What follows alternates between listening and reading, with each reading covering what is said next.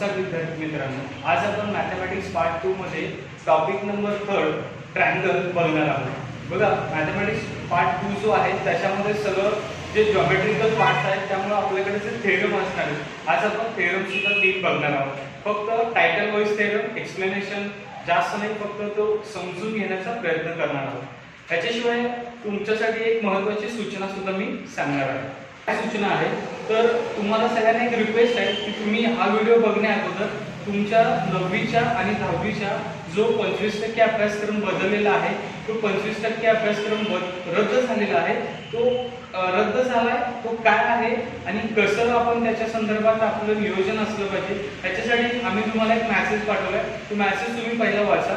दुसरी महत्त्वाची गोष्ट, तुम्हाला आम्ही एक व्हिडिओ बनवून पाठवलेला आहे की ज्यामध्ये तुम्हाला जो पॅटर्न चेंज झालेला आहे, म्हणजे न्यू एज्युकेशन पॉलिसी जी आलेली आहे, त्या न्यू एज्युकेशन पॉलिसीच्या संदर्भात तुम्ही सुद्धा तो व्हिडिओ बघा, तुमच्या पालकांना सुद्धा तो व्हिडिओ दाखवा, तुमच्या मित्रांना सुद्धा त्या व्हिडिओची माहिती द्या, जेणेकरून तुम्हाला नवीन पॉलिसी काय आहे, ती कधी अप्लाइड होणार आहे, खरंच बोर्डाच्या परीक्षा बंद झाल्यात काय, याच्या संदर्भातला तो व्हिडिओ नक्की बघा, लाईक करा, त्या व्हिडिओला सुद्धा शेअर करत राहा आणि तुम्हाला जर तो व्हिडिओ आवडला तर कमेंट बॉक्समध्ये तुमचं नाव नक्कीच लिहा।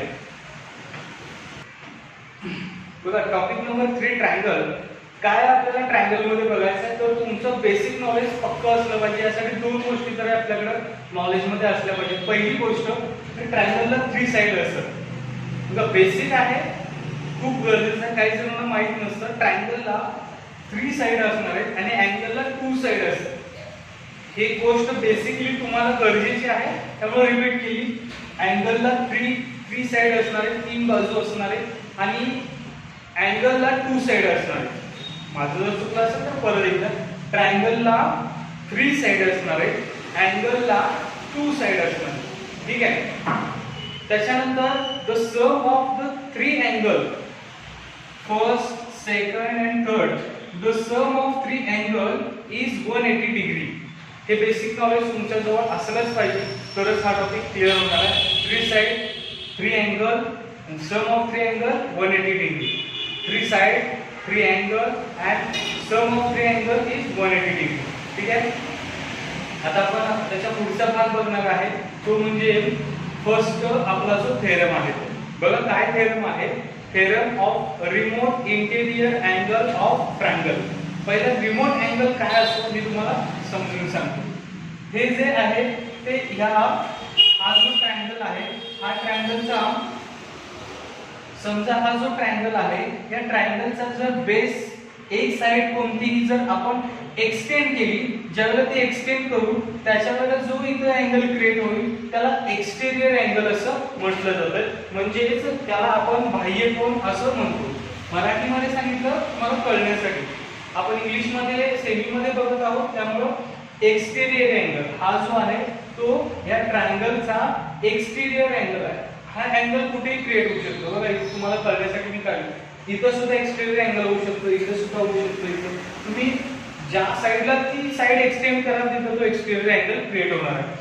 तर सपोज हा एक्सटेरियर अँगल आहे, या एक्सटेरियर अँगल पासून हा लगेच लागून असलेला कोन आहे, मग रिमोट म्हणजेच लांब असलेले, मग ह्या अँगल पासून हे 2 अँगल, या अँगल पासून हे जे 2 अँगल आहेत ते दूर आहे, म्हणून त्याला रिमोट अँगल म्हटलं जातं।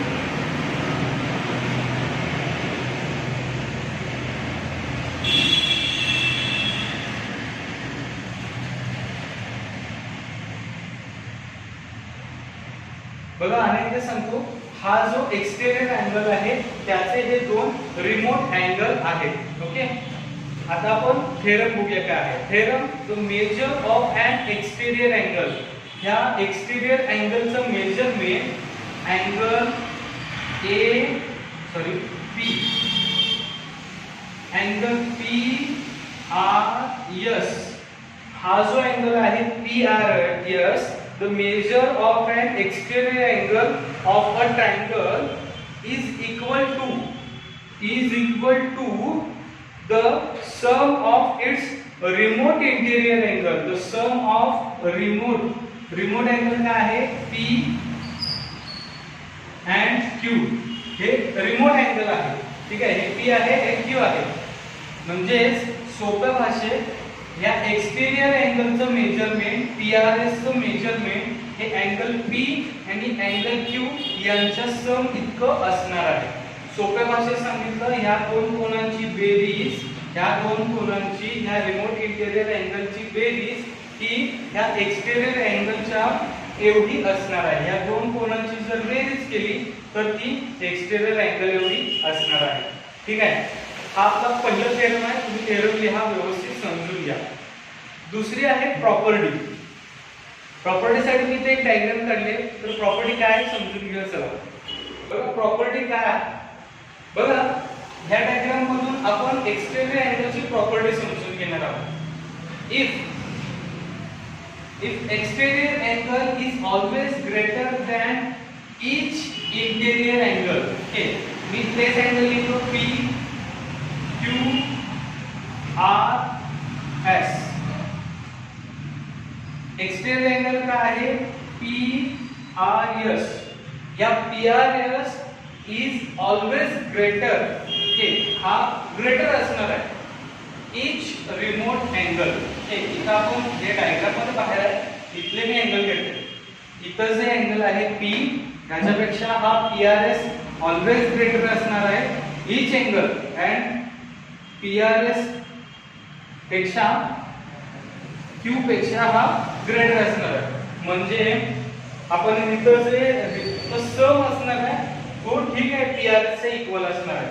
P आणि Q चा जर सम केला तर तो PRS च्या इक्वल असणार आहे. म्हणजे रिमोट अँगलचा सम केला तर तो एक्सटेरियर इतका असणार आहे. पण इच रिमोट अँगल म्हणजे अँगल P, अँगल Q हे जे अँगल असणार आहे या इच म्हणजे प्रत्येक, इथं प्रत्येक अँगल पेक्षा हा PRS ऑलवेज ग्रेटरच असणार आहे. प्रत्येक वेळेला तो ग्रेटर राहणार सुद्धा आहे. तर लक्षात ठेवा, हे जे स्टेटमेंट आहे ते काय दिले ते पुस्तकात बघा. बघा पुस्तकात तुम्हाला काय स्टेटमेंट दिले. Exterior angle of a triangle is greater than it remote interior angle. Exterior angle is greater than remote interior angle. Okay, तर हे सुद्धा स्टेटमेंट तुम्ही लिहायचं आहे.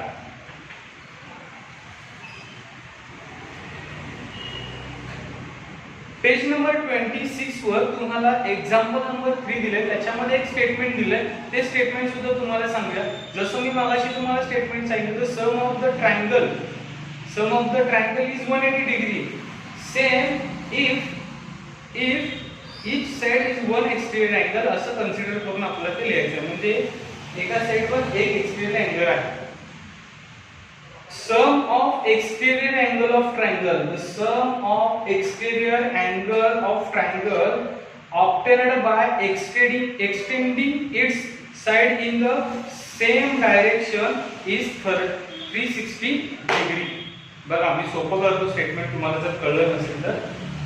जर आपण प्रत्येक साइडवर एक एक्सटेरियर अँगल जर क्रिएट केला, कन्स्ट्रक्ट केला, तर त्याचा जर सम केला तर तो 360 डिग्री येणार. म्हणजे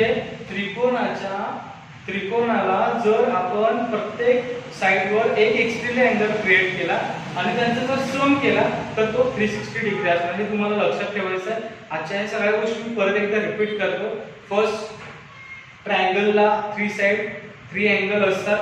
the sum of 3 angle is 180 degree. पहिली गोष्ट. आजचा पहिला फर्स्ट थेरम होता remote interior angle. Interior remote angle काय आहे? The measurement of exterior angle is the equal to the sum of the remote interior angle. या दोन कोनांच्या मापा एवढं या एक्सटेरियर अँगलचं माप असणार आहे. त्याच्यानंतर आपण बघितलं की the measurement of exterior angle is greater than each remote angle. Exterior angle पेक्षा त्याचा रिमोट अँगल पेक्षा एक्सटेरियर अँगलचं मेजरमेंट मोठं असणार आहे. त्याच्यानंतरचं आहे the sum of the all exterior angle is 360 degree. ज्या वेळेला आपण त्रिकोणाच्या बाह्यकोनांची बेरीज करू त्यावेळेला ती 360 येणार आहे. त्याच्यावर आधारित आता आपण बघणार आहोत practice set 3.1. Practice set 3.1 first question. In the figure 3.8 figure तुम्हाला मी इथे काढून दिलेले आहे. Angle ACD is an exterior angle of triangle ABC. ACD हा exterior angle आहे and triangle ABC चा. Angle B is equal to 40 degree, angle A is equal to 70 degree. Find the measurement of ACD. Okay, तर आपल्याला ती given information आहे ती लिहिणं गरजेचं आहे. बघा मी तुमच्या समोर इन्फॉर्मेशन गिवन आहे ती लिहून दाखवतो.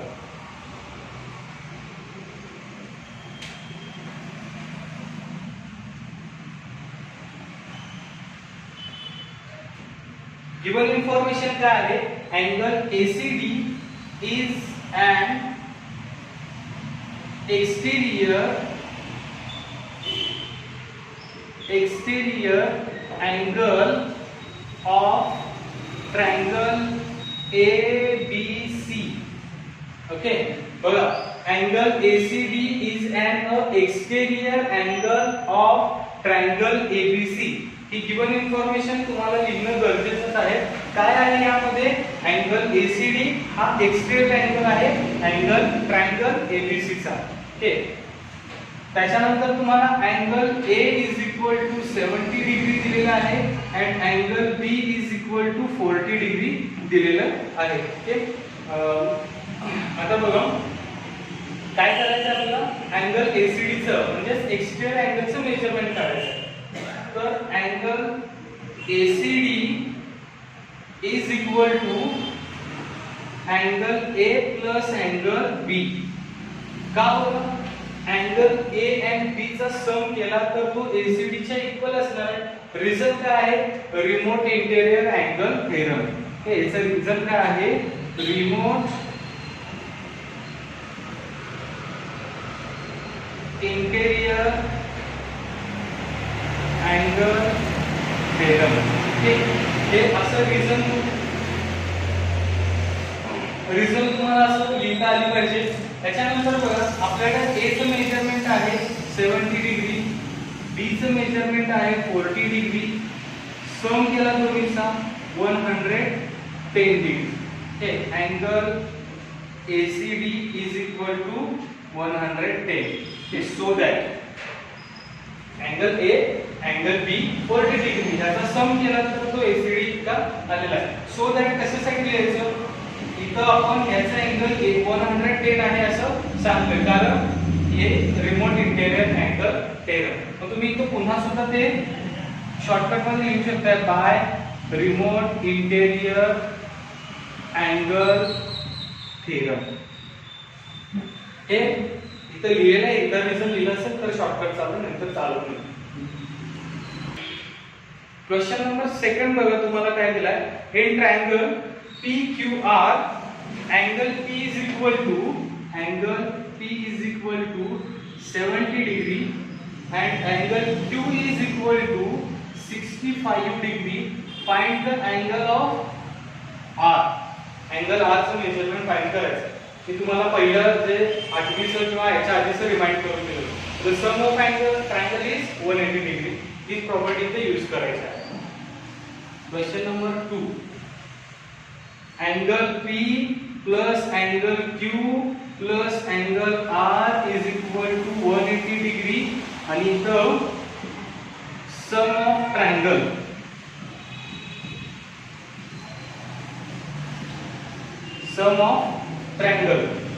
अँगल Q आहे 70 डिग्री, अँगल Q आहे 65 डिग्री, अँगल R तुम्हाला फाइंड करायचा आहे.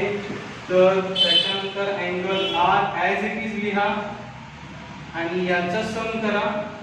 यांचा सम येणार आहे 135 डिग्री. 135 डिग्री हे 180 degree. Angle R as it is लिहा 180 डिग्री ॲज इट इज लिहा. 135 कॅरी केलं इकडं झाल्यानंतर ते काय होणार? -135. Angle R is equal to 45 degree. Angle R किती आलेला आहे 45 डिग्री. ठीक आहे. सो दॅटचं साईन शेवटी लिहत चला. जे चुकून माझ्याकडूनही राहिलं तर ते लिहिणं तुम्ही गरजेचं आहे. तर या पद्धतीने गणित सोडवायचं होतं. काही अवघड नाही आहे, गणित सोपे आहे. भाग 2 सोपा आहे. भाग 1 समजण्यासाठी थोडंसं ऑनलाईन डिफिकल्ट जाऊ शकतोय. याच्यासाठी मी तुम्हाला पार्ट 2 कंटिन्यू चालू ठेवलेला आहे. तरी सुद्धा तुम्हाला पार्ट 1 मध्ये जर काही डिफिकल्टीज असतील तर शंका असतील तर तुम्ही मला फोन करून विचारा.